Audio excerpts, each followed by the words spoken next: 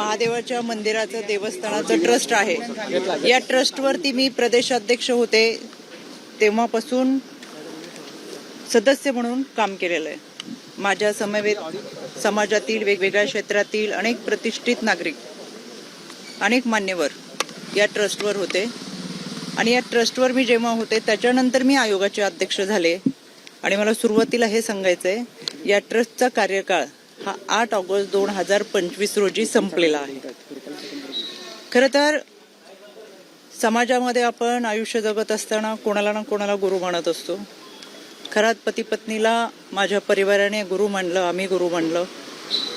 आणि काही वेळा तिथं होत असलेला कार्यक्रम, मग तो महाशिवरात्रीचा असेल, गुरुपौर्णिमेचा असेल, या कार्यक्रमाच्या निमित्तानं विद्यार्थ्यांच्या शैक्षणिक साहित्य वाटपाचं असेल, या निमित्तानं आम्ही उपस्थित राहत होतो. यामध्ये एखाद्या व्यक्तीला आपण गुरु मानले आणि त्यानिमित्तानं संपूर्ण कुटुंब आम्ही त्या कार्यक्रमात उपस्थित राहत होतो. माध्यमांमधून सातत्याने दाखवले जाणारे व्हिडिओ हे काही वर्षापूर्वीचे आहेत. गुरुपौर्णिमेच्या निमित्तानं अनेकांनी ती पाद्यपूजा केली, तशी मी माझ्या पतीने देखील ती पाद्यपूजा केली. 5-6 वर्षापूर्वी ज्यावेळेस आपण ज्या लोकांच्या संपर्कात असतो ते 5-6 वर्षानंतर एखाद्याचे कृत्य, एखाद्याची वैयक्तिक वागणूक, त्याचं वैयक्तिक आयुष्य याच्याबाबत आपल्याला कोणतीही सुतराम कल्पना नसते. आज आपण ज्यांच्या बरोबर आहोत, जे आपल्या बरोबर आहेत, ते उद्या पुढे जाऊन कसं वागणार आहेत ही कल्पना आपल्या कोणाला नसते. त्याच्यामुळं मी ही घटना समजली त्यावेळेस मला तो धक्का बसला.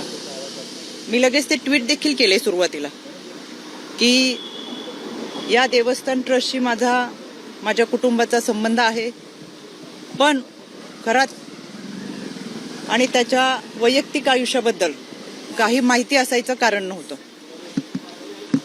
यामध्ये पोलिसांनी खोलवर निष्पक्षपणे तपास करावा हे मी परवाच सांगितलेलं आहे. त्याच्यासाठी आज मी पोलीस महासंचालक यांची भेट घेतली. त्यांना देखील या तपासाबाबतचं पत्र दिलंय, जे मी तुम्हाला माध्यमातून सुद्धा दिलंय. त्यानंतर मी राज्याचे मुख्यमंत्री आदरणीय देवेंद्रजी फडणवीस साहेब यांची भेट घेतली, त्यांनाही ते पत्र दिले, ते मी तुम्हाला माध्यमातून दिलेलं आहे.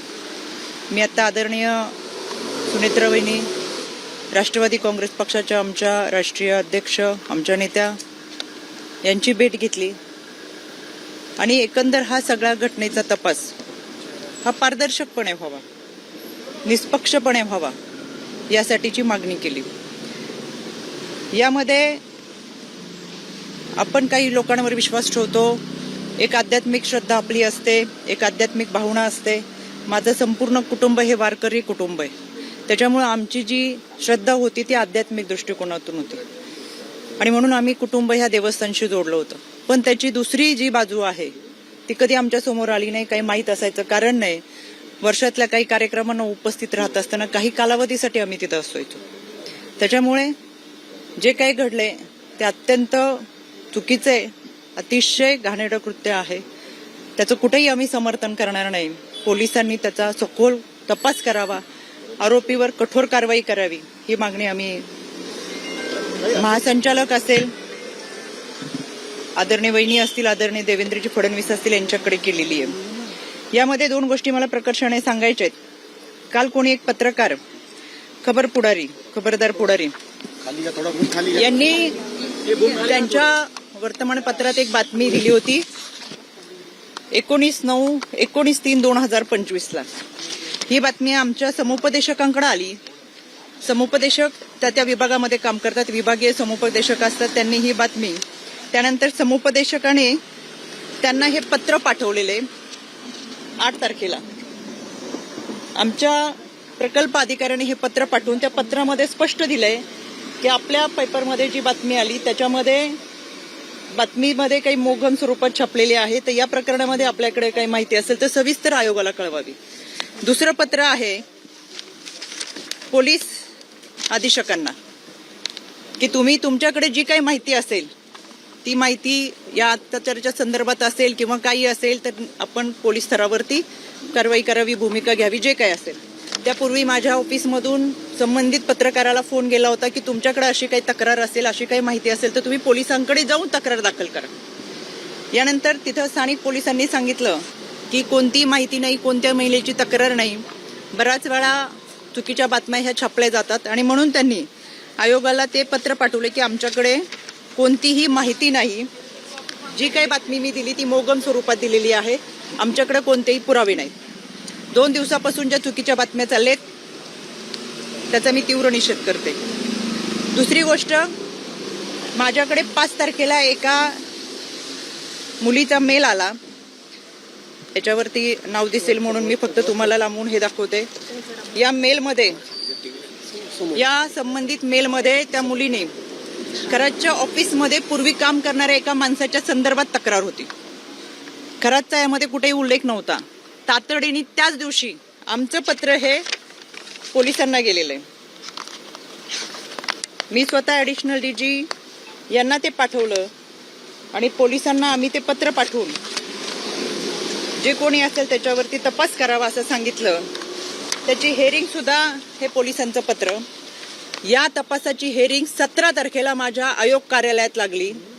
या हेअरिंगमध्ये आम्हाला पोलिसांनी स्वतः पत्र दिलंय की याच्यामध्ये आम्ही कारवाई करतोय. कोणालाही, कुठल्याही व्यक्तीला, संस्थेला, कोणालाही पाठीशी घातलेलं नाही. पण तोपर्यंत खरातचं कुठेही नाव नव्हतं, पण त्यांच्याकडे काम करणाऱ्या माणसाचं नाव याच्यामध्ये होतं, तरी आम्ही कारवाईचे आदेश दिले होते. त्या अनुषंगाने आम्हाला तेजस्वी सातपुते त्यांचं पत्र आहे की आम्ही याच्यामध्ये कारवाई करतोय. हे पत्र आहे आम्हाला 17 तारखेला. 17 तारखेला यामध्ये जी तक्रार होती ती एका महिलेची कार्यालयामध्ये पूर्वी काम करणाऱ्या एका मुलाच्या संदर्भात होते. त्याच्यामुळे मला आवर्जून सांगायचंय की अशा पद्धतीने जे काही गोष्टी 2 दिवस चालू आहेत, चुकीच्या बातम्या चालू आहेत, एखादी व्यक्ती पुढे जाऊन कशी वागती, त्याचं कृत्य, वैयक्तिक आयुष्य आपल्याला कोणाला माहीत नसतं. आम्ही जोडलो होतो तर मी पहिल्याच दिवशी ट्विट करून सांगितलं, हो आम्ही संस्थानाशी जोडलेलो होतो, देवस्थान ट्रस्टमध्ये होतो. ते फोटो माझ्या आहेत. अनेक वर्षापूर्वीच्या आमच्या कुटुंबाबरोबरचे फोटो तिथं होते आणि एखाद्या गुरुची, पती पत्नीची पाद्यपूजा करत असताना गुरुपौर्णिमेच्या दिवशीचे फोटो आहेत. विशेष म्हणजे अनेक लोकांचे फोटो याच्यामध्ये आहेत, पण केवळ महिला म्हणून ज्या पद्धतीचं सॉफ्ट टार्गेट गेल्या 2 दिवसामध्ये करतात ते अत्यंत चुकीचं आहे. काही जणांनी पत्रकार परिषद घेऊन सातत्याने चुकीच्या बातम्या पसरवण्याचा प्रयत्न केला. कुणीतरी त्यांच्या आजच्या बातमीत दाखवलं 2 सप्टेंबरचा फोटो आहे. तर हा माझा हा फोटो आहे 12 सप्टेंबरचा. ह्याच्यावरची 1 तारीख पुढची खोडली आणि 2 सप्टेंबर दाखवलं आणि काहीतरी त्या दिवशी अमावस्या पौर्णिमा काहीतरी आहे असं चुकीचं दाखवलं.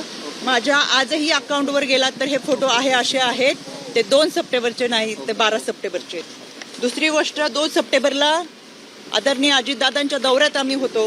हा माझा 2 सप्टेंबरचा फोटो आहे. 2 सप्टेंबरला हा फोटो झाल्यानंतर कुठेही माझ्या हाताला जखम नाही. हा 3 सप्टेंबर 4 सप्टेंबरचा फोटो आहे. माझ्या या भागामध्ये अधिकाऱ्यांच्या समवेत रस्त्याची पाहणी, कुठेही हाताला जखम नाही. हा 4 सप्टेंबरचा आहे आणि हा 5 सप्टेंबरचा फोटो आहे. कुठेही हाताला जखम नाही. कुठला दिवस होता, काय होता विधी तो माहित नाही. आणि हा 6 सप्टेंबरचा आहे. कोणतीही हाताला जखम नाही.